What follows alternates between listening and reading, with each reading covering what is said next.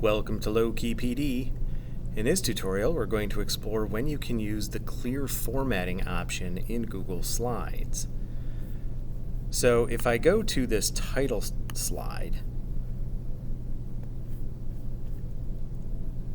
actually let me choose the entire text box here, and I go to Format, Clear Formatting. Notice it doesn't really do anything. And the reason is clear formatting typically is only going to work with actual text formatting. So here I have a list that's been formatted a little bit, and if I go to clear formatting, notice it still doesn't do anything. But notice if I, say, make something bold. All right, so now that's bold. Now if I go to clear formatting,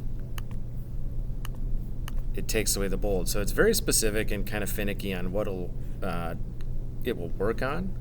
But if you have some text that's got a lot of different formatting to it, and you want to get rid of all that formatting, and you don't want to go back and sort of undo it bit by bit, like make it not italicized, make it not underlined, make it not so big or whatever, you can clear the formatting that's applied to that text all at once just by using the clear formatting option.